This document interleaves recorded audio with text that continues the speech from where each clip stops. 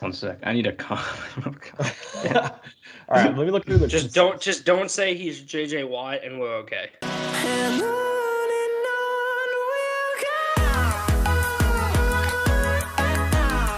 Welcome to our episode of Boom or Bust, the draft show. Max Chadwick alongside Nick Merriam and Donny Clemons. Doing another scouting report for you guys. Another edge defender. We already did Kayvon Thibodeau.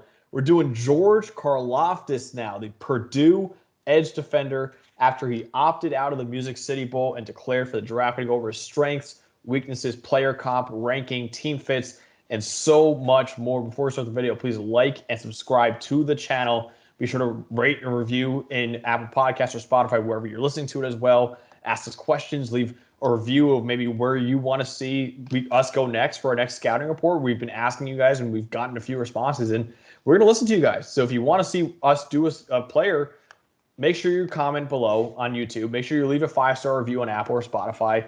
Do that. And, of course, follow our Twitter, Instagram, TikTok at BoomerBustDraft and reply there if you want to. We're on YouTube, anywhere you get your podcasts. Check out the merch store below. So let's go over George Karlaftis. He's a junior, 6'4", 275 pounds, former 4-star recruit, number 59 overall, number 6 edge in the class of 2019 coming out of Indiana. He actually grew up in Greece for 13 years. Until he was 13, he moved back to the States, or moved to the States when he was like 13. So he's Greek. He's in 12 games this year. He had 4.5 sacks, 10 tackles for loss, and 2 forced fumbles. And in his career, he had 14 sacks, 29 tackles for loss, and 3 forced fumbles. So, Donnie, when you watch Karlaftis, what do you like the most? His raw strength. I mean, he might be the strongest edge rusher in this draft. It's kind of like how we said earlier about Kayvon Thibodeau, where Kayvon Thibodeau kind of wins off, his speed, his athleticism, his bend.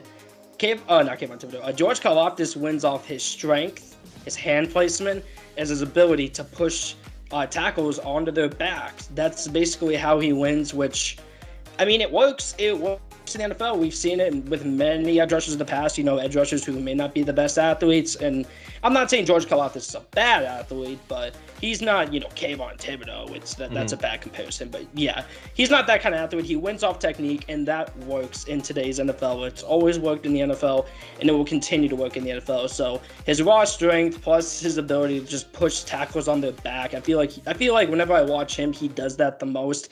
And because of that, he does have a very high floor. May not have the highest ceiling, but his floor is very high. I would say he has the second highest floor in this class behind Aiden Hutchinson. The moment he gets into the NFL, he will most likely be at least a top 20 edge rusher. And I don't think he could ever possibly hit top 5, but with his floor, he will be a top 20 edge rusher in the NFL. Well, first let's talk about his body, because I think he's a big dude. I mean, he's not really like NBA power forward, but like let's call him NBA small forward size. The guy's got really long legs, and his arms are relatively long. They're not like Greg Rousseau long, but he's got longish arms. 275, big dude. He hasn't quite gotten the snap timing down where his get off is unreal, and I think he could learn to do that. But his explosiveness getting out once the ball is snapped and getting upfield is impressive. And like you talked about, that strength, he converts that speed really smoothly into power and just knocks tackles down at times. That might be the one way he's winning right now, but it is extremely impressive when he does it, and he is just consistently pushing pockets, pushing offensive linemen backwards with that power. I think he's also really good at disengaging blocks. I think he gets his arms in between the shoulder pads. We talked about that in the past. And he's able to kind of direct traffic where he wants to go with tackles. He hasn't really shown up as much in the run game as you would like for a guy who does disengage well, but when he doesn't necessarily power his way through, that is kind of a way that he can continue being involved in the play, is disengaging, being an athlete, and getting in the way, just being the big, long, 275-pound freak athlete that he is. Yeah, I mean, you guys mentioned there isn't an edge more powerful in this class than Karlaftis. He's 275 pounds, which is massive for an edge. He's straight up maul offensive tackles. And yeah, well, Donnie, I agree with you that he's not, Kayvon Thibodeau, Aiden Hutchinson athlete. He actually is a really good athlete. Like, he's 7 on Bruce Feldman's freaks list. He has 15% body fat. He runs a sub 4.7 40, which is basically a tenth faster than the average edge, despite weighing 10 pounds more than the average edge. 37-inch vertical, 10-foot 1-inch broad, both significantly above average. So this is a guy that should, along with Thibodeau and Hutchinson, but maybe not as much, should still blow up the combine and have a really, really good combine and pro day. And despite being so powerful and athletic, I think he actually plays with finesse pretty well. There's some stories about him, how his girlfriend's brother or girlfriend's uncle was an MMA fighter, a UFC fighter, and he worked out with him. And he's, using the hands that you learn in UFC well, and you can see how the MMA training is translated to the NFL, to the college game. He utilizes a spin move, swing move so effectively. So for him, it's like you have to be ready for the bull rush because of how strong he is. But he could beat you with finesse too, and I think he has really, really good hands, especially this year. I think he really, really improved in that aspect this year, and he got better all around this year. I think he became much more well-rounded, especially as a pass rusher. But Nick, what are the weaknesses that you see with George Karlaftis? Well, I do think he's learned to do a little bit better with mixing it up in terms of his pass rush tools, but it's still, there are times where I think he gets too comfortable just running out with that bull rush. And I think that's something that can change when he gets to the NFL. But for now, I mean, he is a power rusher first, and the rest of it needs to come. And we'll see what will happen with that in the NFL. Besides that, I do think, although he does well leveraging his arms, I don't think he plays super low, and he has trouble with bend. I think he does a really good job at getting to the corner. Which we're going to talk about with my comp. It's the same thing.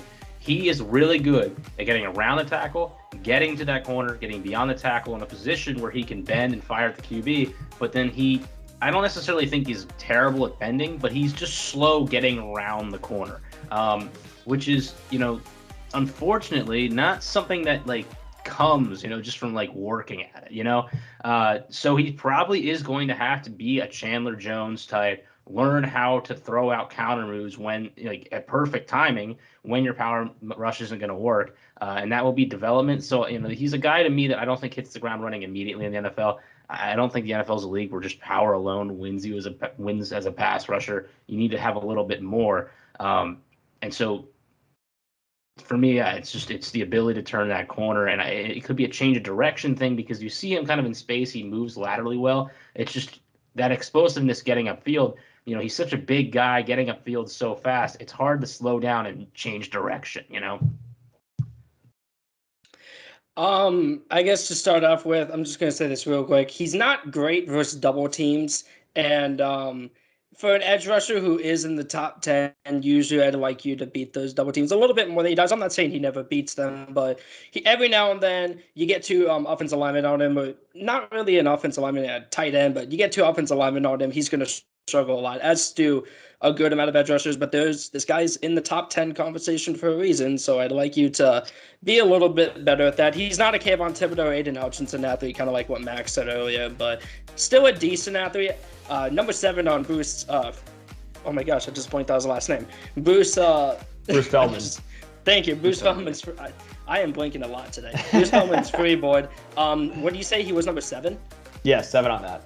Ooh, that is high. I thought he'd be lower than that. He is a good athlete, but I don't think he's an Aiden Hutchinson or Kayvon Thibodeau athlete. And I'm going to compare him to those guys because these guys are all in that top 10 conversation. I know maybe Karlaftis isn't in that top 3 or top 5 conversation, but he could be. If he possibly does light up the combine, he could be in that top 5 conversation. So I am going to try to compare him along with Aiden Hutchinson and Kayvon Thibodeau. When I said he has a high floor, I don't think he has a very high ceiling. When I watch Aiden Hutchinson and Kayvon Thibodeau, I see potential top 5 edge rushers. I think this guy can be a top 10 edge rusher, but I really don't see him possibly being a top 5 edge rusher, which is fine. If you have a top 10 edge rusher, cool. That's great. Yeah. Edge rushers are really, really cool. So that's kind of it for me. He could be a better run defender as well. Yeah, and so Nick, you mentioned the arm length. The average height. Yeah, he's got the average height 6'4".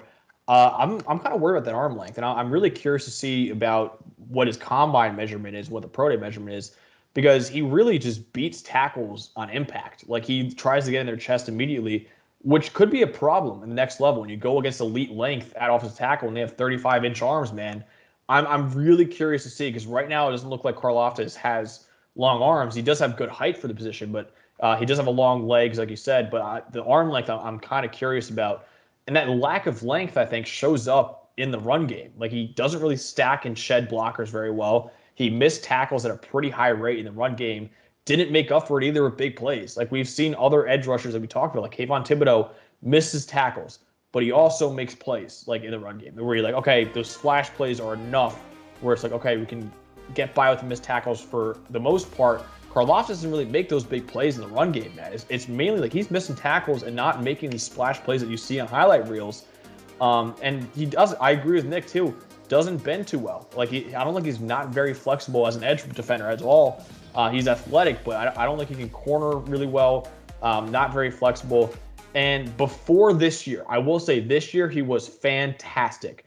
Before this year, he was a pass rusher who showed a lot of flashes and the highlight reel looked great, but he was nowhere near consistent. Where this year he was a lot better, don't get me wrong, but most of his pressure in his career before was like cleanup pressure, pursuit pressure, like inflated numbers for George Karlaftis. This year got a lot better, but in the couple years before, it was not nearly as good. So Donnie, give me the bottom line on Karlaftis, where he ranks for you, player comp, any team fits. What do you think about George Karlaftis? So as much as I did kind of criticize him a little bit, I still think he's a very, very good player. He's number 7 currently on my big board, and my number 3 edge behind Kayvon Thibodeau and Aiden Hutchinson. Sorry, flip him. Aiden Hutchinson, then Kayvon Thibodeau. So currently edge 3 for me. My comp. Okay, now this is interesting. So you guys know who I'm going to be talking about, but some people might not remember this guy. Back in the 2020 draft, before the 2020 draft, 2020 draft, so the 2019 season, an edge rusher out of Iowa, AJ Epinesa, was a projected, top 8-ish pick. And then he just kind of completely just fell off a cliff. He just absolutely just fell off a cliff whenever he started, because at first he was a rotational pass rusher, had a very decent season, expected him to make that jump, and then just didn't make that jump. He was fine. He wasn't great. He was fine. And I think George Karlaftis is that's what people expected AJ Epinesa to be. I think that's what George Karlaftis actually is. I'm not saying he's AJ Epinesa right now. I'm saying what AJ Epinesa was projected to be before the 2019 season. I think he's that. Yeah. I don't want to compare him to JJ. No, listen. Donnie, that's not the reason. Nick, go ahead. Oh, maybe Max. Oh, okay. Anyways, yeah. So we'll move on from that. I am lower on George Karlaftis. I was really hoping I'd turn on the tape because I'm gonna be honest with you, I didn't really watch many Purdue games this year. I got enough of them from the drudgery of Rondale last year. I just couldn't watch Purdue anymore.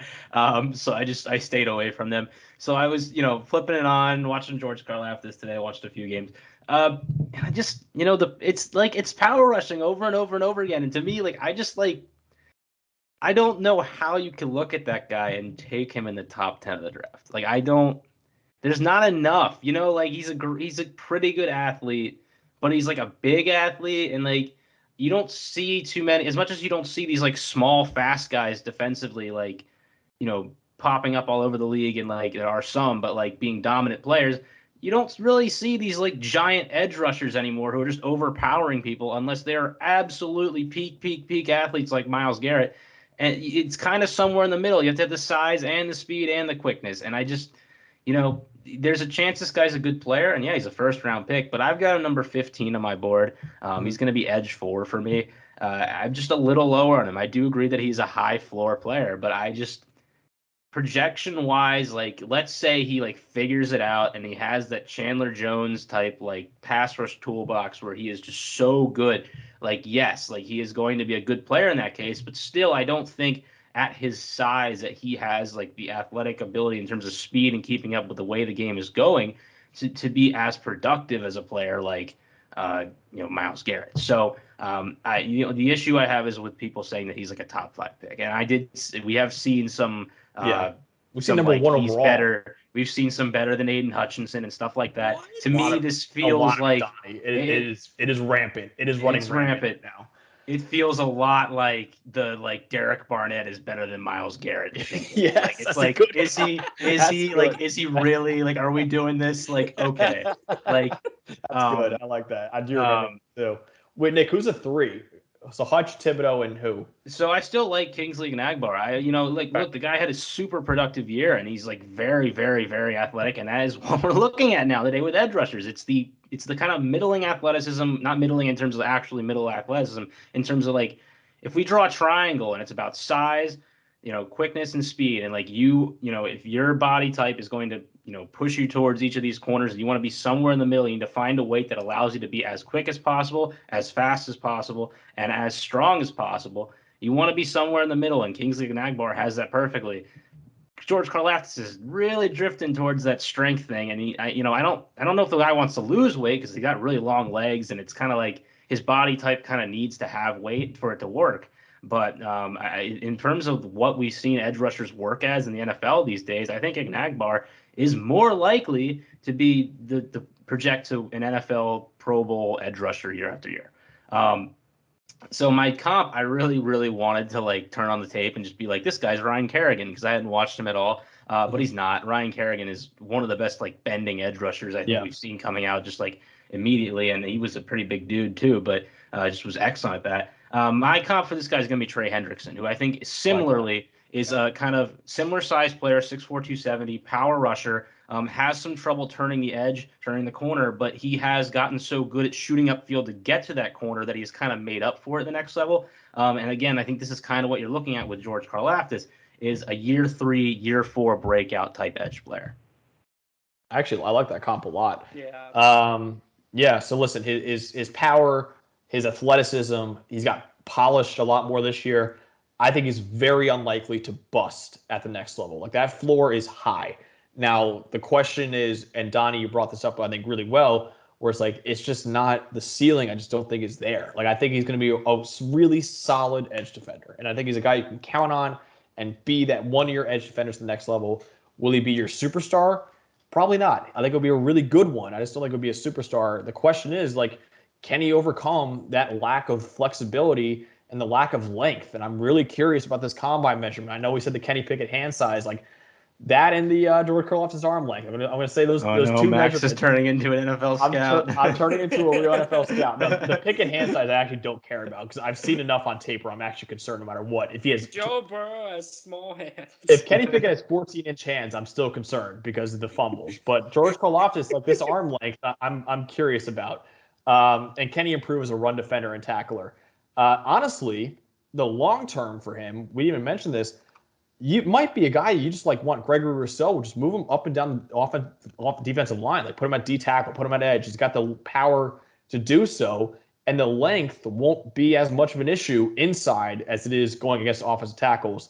I'm really retooling my board right now. Probably going to finish as maybe a top 10 player, definitely probably a top 15 player on my board. Also edge 3 for me, or edge 4 for me. It's not Kingsley Enagbare. I'm going to say right now, Hutchinson, Thibodeau, Nick Bonito. Nick Bonito, man. I'm all on that train. Get on the Nick Bonito train right now. Max really, really likes Nick Bonito. We come with hot takes on this show. We do. I am not getting off that Nick Bonito train. I am riding or dying with Nick Bonito, because everyone else is like going from first round to like third round, whatever. I'm staying on it, man. I love Nick Bonito. Team fit. Jets, Giants, Eagles, like, those are the teams that can use an edge defender, and he probably can go there. Player comp, God, Donnie, this is the second straight video now. I've got my comp. Come on! I knew this. I literally, knew this was happening. In my notes, I said AJ Epinesa, but what we thought he would be. Which is exactly what Donnie said. So I had Nick and I, Derek Carr and Kenny Pickett, which I loved.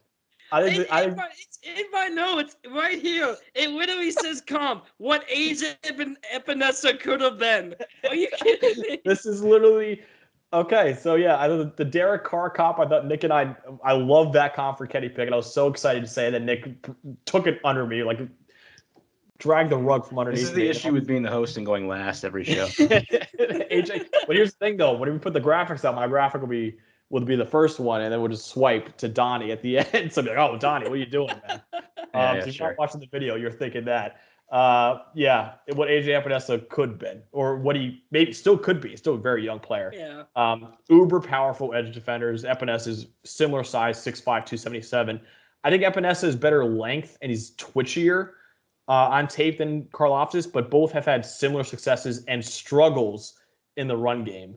Epinesa is not very good run defender right now in the NFL. Also, Epinesa is kind of more than just a bull rusher too, where I think Karlaftis is as well, where he can win with finesse at times too with Karlaftis. Spin move, swing move, whatever. I think they have pretty good hands.